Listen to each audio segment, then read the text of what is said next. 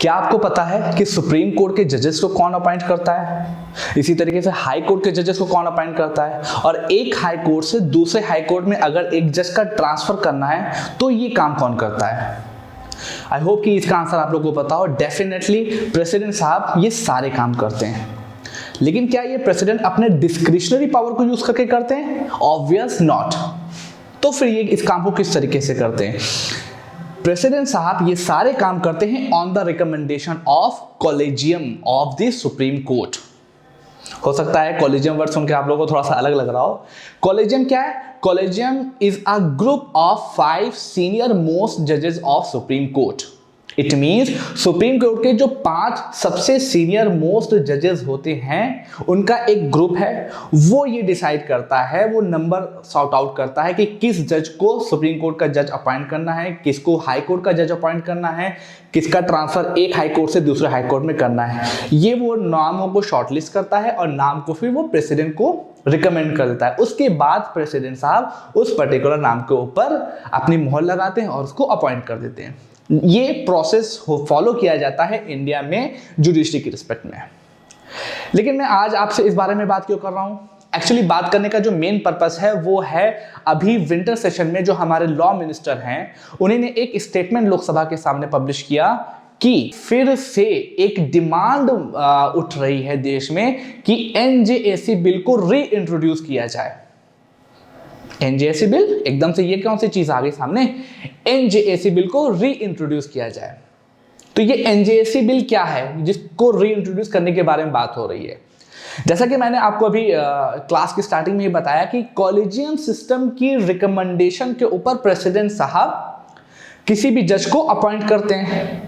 तो हो क्या रहा था, कॉलेजियम में सिर्फ और सिर्फ सुप्रीम कोर्ट के ही जजेस थे, मतलब सिर्फ और सिर्फ जुडिशरी का ही इन्वॉल्वमेंट था। तो जब जुडिशरी का ही इन्वॉल्वमेंट था तो लोगों ने ये महसूस किया कि जुडिशरी में ये एक उनके ऊपर एलिगेशन लगाया गया कि जुडिशरी में जो सीनियर मोस्ट जजेस हैं वहां पर वो लोग कुछ किसी तरीके का फेवरेटिज्म को फॉलो कर रहे हैं, नेपोटिज्म को वहां पे फॉलो किया जा रहा है, फैमिली रिलेशन को फॉलो किया जा रहा है और जो उनके ज्यादा करीबी लोग होते हैं वो लोग उन्हीं को वहां पर अपॉइंट किए जाते हैं। इस तरह के एलिगेशन जुडिशरी के इस कॉलेजियम सिस्टम के ऊपर लगाए जा रहे थे। तो गवर्नमेंट ऑफ इंडिया ने 2014 में इस प्रॉब्लम को सॉल्व करने के लिए ये बोला कि हम कॉलेजियम सिस्टम को चेंज करके एक नए सिस्टम को इंट्रोड्यूस करना चाहते हैं जिसका नाम है नेशनल जुडिशियल अपॉइंटमेंट कमीशन। मतलब कि कॉलेजियम सिस्टम की जगह अब एक नया सिस्टम होगा जो रिकमेंडेशन करेगा प्रेसिडेंट को फॉर द अपॉइंटमेंट ऑफ जजेस, ट्रांसफर ऑफ जजेस, जिसको उन्होंने नेशनल जुडिशियल अपॉइंटमेंट कमीशन बोला। उसके लिए उन्होंने 2014 में एक बिल को पास किया और बिल 2014 में पास हो गया। कब पास हुआ? नेशनल जुडिशियल अपॉइंटमेंट कमीशन जो था वो 2014 में बिल इंट्रोड्यूस किया गया और ये बिल एनजेएसी बिल पास होने के बाद 2015 में ये इन्फोर्स कर दिया गया। अब 2015 में जैसे ही ये बिल इंट्रोड्यूस हुआ, मार्केट में इन्फोर्स हुआ, वैसे ही सुप्रीम कोर्ट ने इसके ऊपर ले लिया जुडिशियल रिव्यू।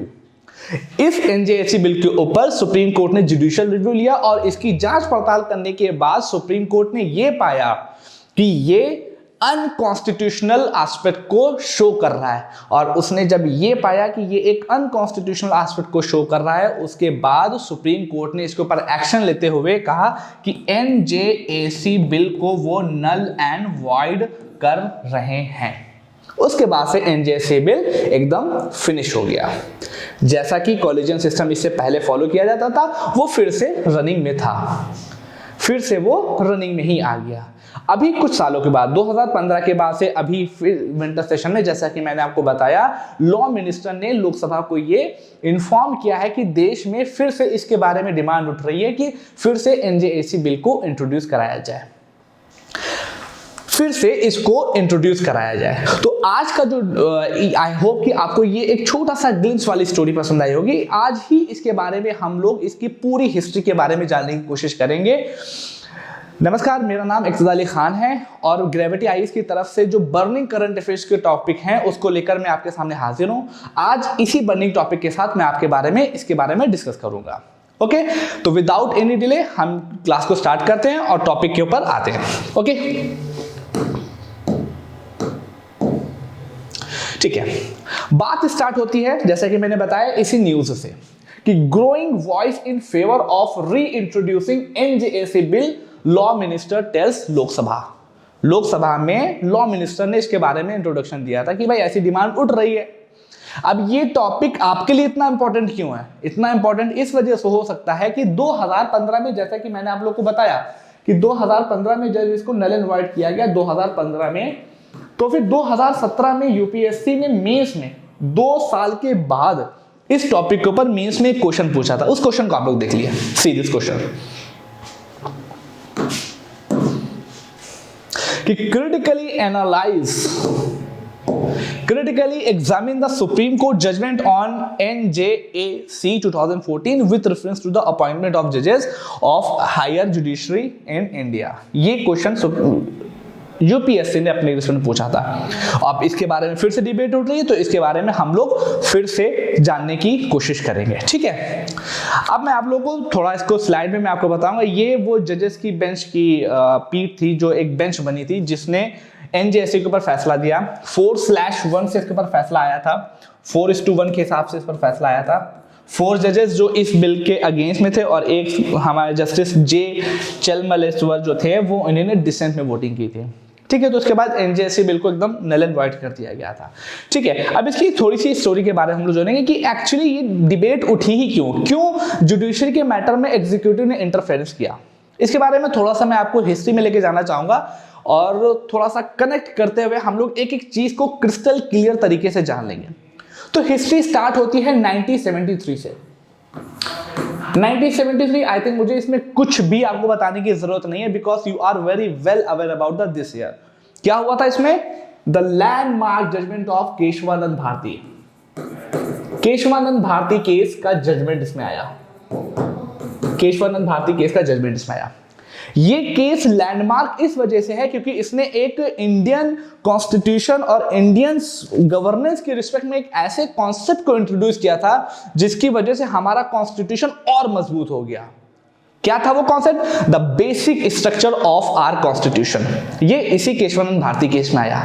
एग्जैक्टली अगर एज अ होल में हम देखें तो केशवानंद भारती केस ने पार्लियामेंट के ऊपर एक रिस्ट्रिक्शन लगाई कि भाई आप जो मन हो पार्लियामेंट का वो आर्टिकल 368 का यूज करके कॉन्स्टिट्यूशन के किसी भी पार्ट को वो अमेंड कर सकते हैं, बट उसके कुछ ऐसे पार्ट होंगे कि जिसको किसी भी सिचुएशन में अमेंड नहीं किया जा सकता। मतलब कि पार्लियामेंट की अमेंडिंग पावर के ऊपर थोड़ी सी रिस्ट्रिक्शन लगाई गई। अब जब ये रिस्ट्रिक्शन लगाई गई तो फिर जाहिर सी बात है उस समय जो रनिंग गवर्नमेंट में थी, मुझे नाम लेने की जरूरत नहीं है, आप सबको बहुत वेल अवेयरली पता है कि 1973 में आपके गवर्नेंस में कौन सी गवर्नमेंट थी और मैडम कौन थी। तो हुआ क्या, उसके बाद आपको एक छोटा सा फैक्ट और बता दूं कि ये जो आया था इसके अंदर 13 जजेस की एक बेंच बैठी थी। 13 जजेस की एक बेंच बैठी थी और इसके ऊपर जो डिसीजन था 7/6 के ऊपर डिसीजन था। मतलब कि 7 लोग इस फैसले के साथ थे और 6 लोग इस फैसले के अगेंस्ट से बेसिक स्ट्रक्चर वाले। इट मींस 7 लोग चाहते थे कि गवर्नमेंट की जो सेंट्रल गवर्नमेंट की जो अमेंडिंग पावर है उस पर रिस्ट्रिक्शन लगाई जाए, लेकिन 6 लोग ऐसा नहीं चाह रहे थे, वो किसी दूसरे तरीके से प्रोसेस करना चाह रहे थे, मतलब इनके डिसेंट में थे। तो हुआ क्या एग्जैक्टली कि जब केशवानंद भारती केस आ गया तो केशवानंद भारती केस में आने के बाद जब पार्लियामेंट की पावर पर रिस्ट्रिक्शन लग गई, तो रिस्ट्रिक्शन लगने के बाद फिर से जब गवर्नमेंट ने चाहा कि मैं कुछ ऐसा करूं कि मैं फिर से ज्यादा पावरफुल बनूं, तो उन्होंने ये सोचा कि अगर ये जो केशवानंद भारती केस है अगर इसको हम लोग रिव्यू पिटीशन इसके ऊपर किसी तरीके से आ जाए तो इसके फैसलों को चेंज करवाया जा सकता है, किसी भी तरीके से आ जाए। तो जब गवर्नमेंट ने वर्किंग गवर्नमेंट ने इसको देखा तो पता चला कि 7/6 में जो 6 जजेस हैं, अगर 6 जजेस में से कोई चीफ जस्टिस ऑफ इंडिया बन सकता है, क्या कोई पॉसिबिलिटी है कि chief justice of India in 6 जजेस में से बन जाए? बिकॉज ये कहीं ना कहीं गवर्नमेंट के साथ उनकी आइडियोलॉजी गवर्नमेंट के साथ मैच कर रही थी। तो इस चीज को देखते हुए जब करंट गवर्नमेंट ने देखा तो ये बात पता चली कि आपको एक चीज और बताऊं, इसकी जो डेट थी, थोड़ा बीच में मैं बोल रहा हूं, एक इसकी डेट थी 24 अप्रैल 1973 और होना क्या था, इसी के जस्ट अगले दिन 25 अप्रैल 1973 को करंट जो सीजेआई थे वो रिटायर हो रहे थे, करंट सीजेआई रिटायर हो रहे थे। अब जब वो रिटायर हो रहे थे उनकी जगह किसी और को सीजेआई बनाना पड़ेगा। तो एग्जैक्टली हुआ क्या कि जनरली प्रैक्टिस यही की जाती थी कि जब कोई सीजेआई रिटायर होता था तो सुप्रीम कोर्ट के जो सबसे सीनियर मोस्ट जज होते थे उनको सीजेआई बना दिया जाता था। लेकिन करंट गवर्नमेंट ने प्रेसिडेंट को ये बोल दिया कि भाई ऐसा है, इनको उन्हीं स्किप किया, फर्स्ट सीनियर मोस्ट जज को स्किप किया, अगेन दूसरे सीनियर मोस्ट जज को स्किप किया, थर्ड सीनियर मोस्ट जज को स्किप किया, और जो चौथे नंबर पर जो जज थे सीनियर मोस्ट उनको उठा के उन्हीं ने सीजेआई बना दिया। और इन जज का नाम था ए.एन. रे। ए.एन. रे। तो जब ये प्रैक्टिस को उस टाइम की करंट गवर्नमेंट की रिकमेंडेशन पर प्रेसिडेंट साहब ने फॉलो किया, तब एक डिबेट उठी कि कैसे प्रेसिडेंट साहब चौथे सीनियर मोस्ट जज को सुप्रीम कोर्ट का जज बना, चीफ जस्टिस ऑफ इंडिया बना सकते हैं। बिकॉज ट्रेडिशन से ये हो रहा था कि एक चीफ जस्टिस ऑफ इंडिया जाता था और दूसरा सीनियर मोस्ट जज जो उनके बाद होता था वो चीफ जस्टिस बन जाता था। लेकिन ये कैसे इन्होंने फॉलो किया, तब हम लोगों को इसके बाद एक आर्टिकल को ध्यान रखना पड़ेगा, आर्टिकल 124। आर्टिकल 124 क्या कहता है? आर्टिकल 124 ये कहता है कि सुप्रीम कोर्ट में जजेस का जो अपॉइंटमेंट होगा, जजेस या चीफ जस्टिस ऑफ इंडिया का जो अपॉइंटमेंट होगा वो कौन करेंगे? प्रेसिडेंट साहब करेंगे। प्रेसिडेंट साहब करेंगे। कब करेंगे? विद द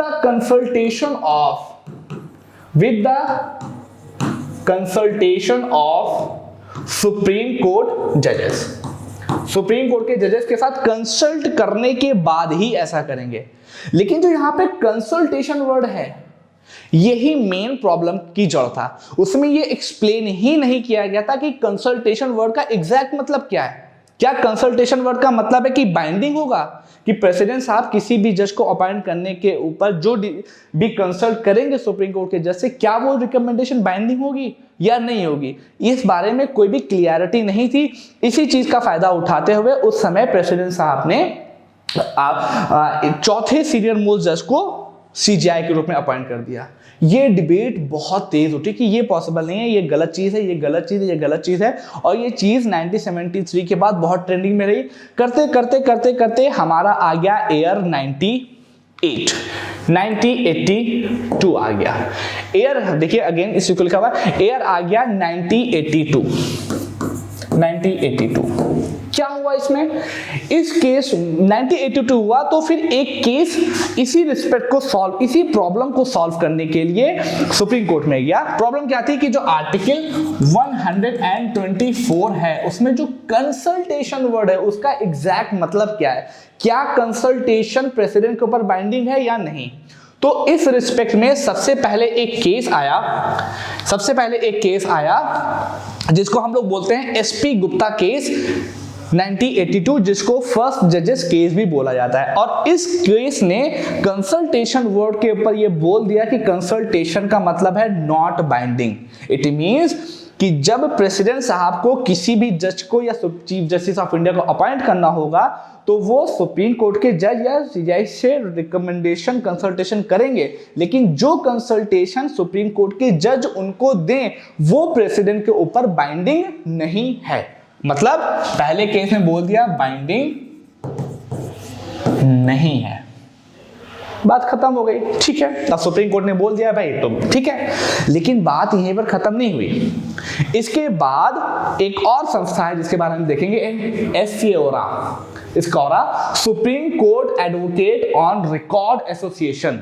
ये एक तरह की बार काउंसिल की एसोसिएशन होती है सुप्रीम कोर्ट की, जिसने यूनियन ऑफ इंडिया के अगेंस्ट 1993 में इसी प्रॉब्लम को सॉल्व करने के लिए फिर से पिटीशन फाइल की कि भाई ये जो कंसल्टेशन वर्ड है आर्टिकल 124 में, उसका एग्जैक्ट मतलब बाइंडिंग है या नहीं। इसके ऊपर फिर से केस फाइल हुआ, फिर से सुप्रीम कोर्ट में जजेस की बेंच बैठी।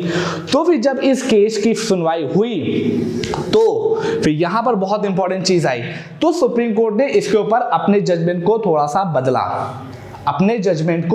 बदला। और क्या जजमेंट में दिया कि भाई ऐसा है कि जो प्रेसिडेंट साहब प्रेसिडेंट साहब सुप्रीम कोर्ट के हाई कोर्ट के जजेस को जो अपॉइंट करते हैं वो कंसल्ट करेंगे पहले किससे, सुप्रीम कोर्ट के चीफ जस्टिस से, या तो जजेस ऑफ सुप्रीम कोर्ट से पहले कंसल्ट करेंगे, और ये कंसल्ट जब करके ये रिकमेंडेशन प्रेसिडेंट को देंगे तो प्रेसिडेंट साहब या तो, अगर उनके पास दो ऑप्शन होंगे, या तो उनकी रिकमेंडेशन को एक्सेप्ट कर ले, अगर एक्सेप्ट कर लेते हैं तो भाई हमें एक नया जज मिल जाएगा, अगर एक्सेप्ट नहीं करते हैं देन क्या होगा, देन एक्सेप्ट नहीं करते तो उनको फिर ये चीज वापस, देन प्रेसिडेंट साहब को ये रिकमेंडेशन एक सुप्रीम कोर्ट के जजेस को भेजनी पड़ेगी और उसके साथ रीजन भी बताना पड़ेगा कि हम आपकी बात को क्यों नहीं मान रहे हैं। तो अब जब सुप्रीम कोर्ट ने इसके ऊपर फैसला दिया कि जो कंसल्टेशन वर्ड है वो नियरली बाइंडिंग है, कि आपका बाइंडिंग है, आपको मानना पड़ेगा, और अगर आपने नहीं माना then you have to define and give your reason कि आप इस बात को क्यों नहीं मान रहे हैं। देन उसी केस में 1993 में एक नया वर्ड का इंट्रोडक्शन हुआ जिसको हम लोग कॉलेजियम बोलते हैं, कि collegium of Supreme Court recommendation करेगा, collegium of Supreme Court recommendation करेगा प्रेसिडेंट के पास। प्रेसिडेंट साहब के पास दो ऑप्शन है, either accept then we will get a new जज, अदर देन या तो वो उसको एक्सेप्ट नहीं करेंगे, अगर एक्सेप्ट नहीं कर रहे हैं then president have to define कि why they didn't accept the recommendation of collegium. तो सेकेंड जजेस जो केस था उसमें क्या आउटकम निकल के आए, ये कॉलेजियम सिस्टम के इंट्रोडक्शन सेकेंड जजेस केस में हुई, और उसके बाद कहीं ना कहीं जो पहले वाला जो डिसीजन था फर्स्ट जजेस केस में उसको कहीं ना कहीं से बदला गया। ठीक है, 1993 तक कॉलेजियम के बारे में सिर्फ इंट्रोडक्शन हुआ था, लेकिन एकदम क्लियर नहीं था कि एग्जैक्टली कॉलेजियम का मतलब क्या है। तो ये बात करते करते ईयर आ गया 1998। कौन सा ईयर आ गया, 1998 का ईयर आ गया। 1998 के ईयर में हमारे ऑनरेबल प्राइम मिनिस्टर के आर नारायण साहब थे। के आर नारायण साहब ने आर्टिकल 143, कॉन्स्टिट्यूशन में एक आर्टिकल है आर्टिकल 143, ये सुप्रीम कोर्ट की एडवाइजरी जुरिस्डिक्शन में, मतलब कि सुप्रीम कोर्ट किसी को एडवाइस भी कर सकती है, तो एडवाइजरी जुरिस्डिक्शन में है। तो के आर नारायण साहब ने आर्टिकल 143 का रेफरेंस लेते हुए सुप्रीम कोर्ट से ये पूछा कि सुप्रीम कोर्ट आपको ये बताइए कि एग्जैक्टली कॉलेजियम का मतलब क्या है और ये किस प्रोसीजर के तहत काम करती है।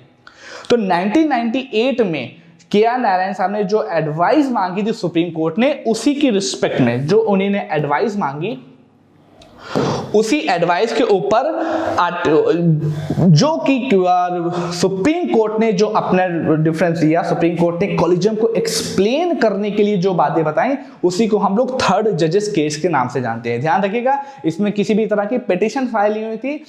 ऑनरेबल प्रेसिडेंट साहब ने एक एडवाइस मांगी थी सुप्रीम कोर्ट से कि आप कॉलेजियम का एग्जैक्ट सिस्टम क्या है, वो हमको प्रोसीजर क्या है वो हमको एक्सप्लेन करो। तो सुप्रीम कोर्ट ने उसकी रिस्पेक्ट में क्या काम किया, सुप्रीम कोर्ट ने बताया कि उन्होंने बताया कि sir actually collegium is nothing, collegium एक ग्रुप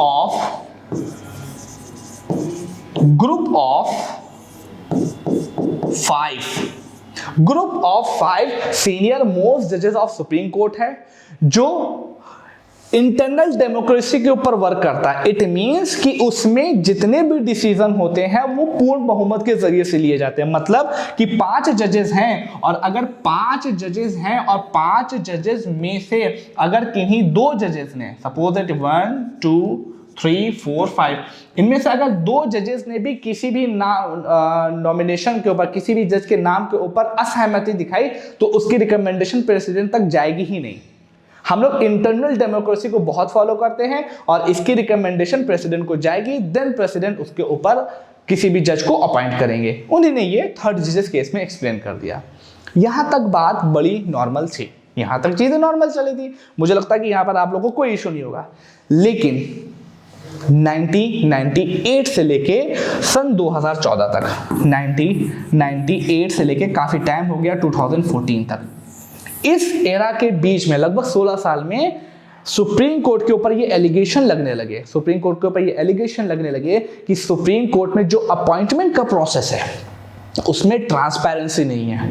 इसके अंतर्गत कई तरह के सुप्रीम कोर्ट के ऊपर एलिगेशन लगे। उस एलिगेशन में यह बोला गया कि सुप्रीम कोर्ट का जो कॉलेजियम है वो कहीं ना कहीं नेपोटिज्म को फॉलो कर रहा है। नेपोटिज्म का मतलब भाई भतीजावाद, कि उनके जो रिलेशन में है उनको ही वो प्रमोट करके जजेस बना रहे हैं different different high court and supreme court में। देन बोला गया फेवरेटिज्म, फेवरेटिज्म का इनके ऊपर एलिगेशन लगा। What is favouritism? अब भैया कोई सुप्रीम कोर्ट का चीफ जस्टिस ऑफ इंडिया तो उनके बगल में गए, अरे सर बस हुजूर आप ही हैं, सब कुछ हैं, तो ये एलिगेशन जो उनकी चापलूसी करेगा उनको ही वो प्रमोट करेंगे। इस तरह के भी एलिगेशन लगे, लेकिन ये बहुत माइन्यूट से थे लेकिन लग रहे थे। उसके बाद फैमिली के ऊपर बहुत प्रमोट किया जा रहा था। ऐसे माइनर से एलिगेशन लगे, लेकिन सुप्रीम कोर्ट पे अगर इस तरह के एलिगेशन लग जाए तो उनके लिए बहुत बड़ी बात है। तो इस प्रॉब्लम को सब जब हमारी नई गवर्नमेंट चेंज हुई 2014 में आए, ऑनरेबल नरेंद्र मोदी सर की जो गवर्नमेंट आई, तो उस गवर्नमेंट ने इस प्रॉब्लम को सॉल्व करने के लिए एक सोल्यूशन दिया कि भाई ऐसा है कि अगर आप अभी देखें तो जजेस की अपॉइंटमेंट में कोई ट्रांसपेरेंसी नहीं है, इसमें सिर्फ और सिर्फ जुडिशरी के ही मेंबर है। क्या कुछ काम ऐसा नहीं किया जा सकता कि जुडिशरी में कुछ एग्जीक्यूटिव लोगों को भी इंक्लूड कर दिया जाए? तो बोला गया कि हाँ ये आइडिया बुरा नहीं है। तो फिर जाहिर सी बात है, पार्लियामेंट गवर्नमेंट के पास ये पावर थी, गवर्नमेंट ने एक बिल के जरिए से इसको चेंज करने की कोशिश की। बिकॉज यू नो दैट कि सुप्रीम कोर्ट और हाई कोर्ट का जजेस है, सुप्रीम कोर्ट और हाई कोर्ट इसमें इंक्लूड हो रहे हैं। इट मींस ये फेडरल स्ट्रक्चर का कहीं ना कहीं कॉन्सेप्ट आ रहा है, फेडरल फीचर को शो कर रहा है। और फेडरल फीचर को जब चेंज करना होता है तो आपको पता है कि इसको चेंज करने के लिए पार्लियामेंट को स्पेशल मेजॉरिटी अंडर आर्टिकल 368 को यूज करना पड़ता है। साथ ही साथ अगर कोई भी फीचर फेडरल स्ट्रक्चर को हर्ट करता है तो उसके साथ आर्टिकल 368 के साथ 50% स्टेट की कंसर्न भी चाहिए होती है। तो इस प्रोसेस को फॉलो करते हुए गवर्नमेंट ऑफ इंडिया ने एनजेएसी एक्ट को 2014 में पास किया। और पास करने के बाद उन्होंने एक नया प्रोसेस को इंट्रोड्यूस किया, जिसको एनजेएसी बोला जाता है। एनजेएसी एक तरीके का कमीशन था, नेशनल जुडिशियल अपॉइंटमेंट कमीशन। उन्होंने बोला कि जैसे कॉलेजियम सिस्टम में 5 जजेस होते थे सिर्फ और सिर्फ जुडिशरी के, इसमें 6 मेंबर होंगे। कितने मेंबर होंगे? 6, जिसमें से 3 जुडिशियल होंगे, 3 जुडिशियल मेंबर होंगे और 3 नॉन जुडिशियल मेंबर होंगे। 3 जुडिशियल और 3 नॉन जुडिशियल होंगे। 3 जुडिशियल मेंबर में कौन होंगे? नंबर 1 पे आपके chief justice of India, number 2 पे फर्स्ट सीनियर मोस्ट, और तीसरे नंबर पे कौन होंगे? उनके बाद जो सबसे सीनियर मोस्ट जज होंगे, सीनियर मोस्ट जज। अब नॉन जुडिशियल मेंबर पे कौन होंगे? एक जो मैंडेटरी पोस्ट थी वो जो चौथे नंबर पे थी वो थी लॉ मिनिस्टर बाय डिफॉल्ट इसके एक मेंबर होंगे। और इसके बाद 2 एमिनेंट पर्सन को, सपोज एक्स वाई मान लीजिए, 2 एमिनेंट पर्सन को इसमें और इंक्लूड किया जाएगा। और इनका इंकल्केशन का प्रोसेस ये होगा कि इन 2 नामों की रिकमेंडेशन एक 3 मेंबर की अलग कमेटी करेगी। नामों की रिकमेंडेशन 3 मेंबर की एक अलग कमेटी करेगी। उस 3 मेंबर कमेटी में कौन कौन होगा? हमारे प्राइम मिनिस्टर, लोकसभा के अपोजिशन लीडर एंड लोकसभा में अपोजिशन के लीडर एंड हमारे CJI। ये 3 लोग पूरे इंडिया में से किसी 2 लोगों की सॉर्ट आउट करेंगे और उन 2 लोगों को नॉन जुडिशियल मेंबर में इंक्लूड किया जाएगा। और उनके साथ लॉ मिनिस्टर और साथ में ये 3 मेंबर मिला के 6 मेंबर का एक कमीशन बनेगा, जो कि कॉलेजियम सिस्टम की जगह पर अब प्रेसिडेंट साहब को किसी भी अपॉइंटमेंट के लिए रिकमेंडेशन देगा। ये प्रोसेस किया गया। ये 2014 में इसके बारे में बिल पास हुआ। बिल पास होने के बाद 2015 में जैसे ही ये आया, सुप्रीम कोर्ट ने इसके ऊपर ये रखा, ऐसा है कि तुम हमारे कामों में इंटरफेरेंस मत करो, because we follow the separation of power concept and आप हमसे थोड़ा दूर ही रहो। सुप्रीम कोर्ट ने इसके ऊपर जुडिशियल रिव्यू लिया और कह दिया ऐसा है 2015 में, जैसे आए थे वैसे ही वापसी चले जाओ, घूम से नल एंड वाइड कर दिया। तो लोगों ने उससे पूछा भाई क्यों नल एंड वाइड कर दिया? कहना ये अनकॉन्स्टिट्यूशनल है। तो सुप्रीम कोर्ट से पूछा गया बताइए तो क्यों अनकॉन्स्टिट्यूशनल है? कहने का ऐसा है, आर्टिकल 50 पढ़ा है कि नहीं पढ़ा है? कहने का आर्टिकल 50 पढ़ा है कि नहीं पढ़ा है? कहने क्या होता है? तो कहने आईक्यू सर की क्लास नहीं की थी ना, आर्टिकल 50 ये कहता है कि it is the responsibility of state to make a difference between the judiciary and the executive, कि जुडिशरी और एग्जीक्यूटिव आपस में अलग अलग होने चाहिए, और यही चीज जुडिशरी और एग्जीक्यूटिव का आपस में सेपरेशन होना चाहिए।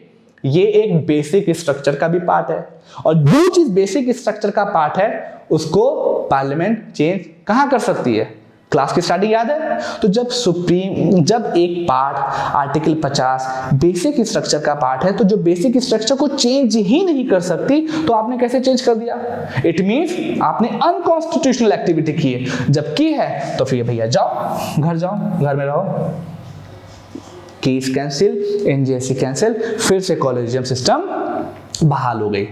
अब भाई फिर से इसके ऊपर डिबेट उठ रही है, अब देखते हैं कुछ आएगा नहीं तो आप लोगों को बताया जाएगा। फिलहाल आज के लिए इतना ही। आई होप कि चीजें ओवरऑल आपको हिस्टोरिकल बैकग्राउंड से लेके चीजें क्लियर होंगी, but we are the human being, might be possible कुछ गलती हुई हो और कुछ आप लोग के डाउट हो तो आप लोग जरूर कमेंट सेक्शन में उसको मेंशन करिए।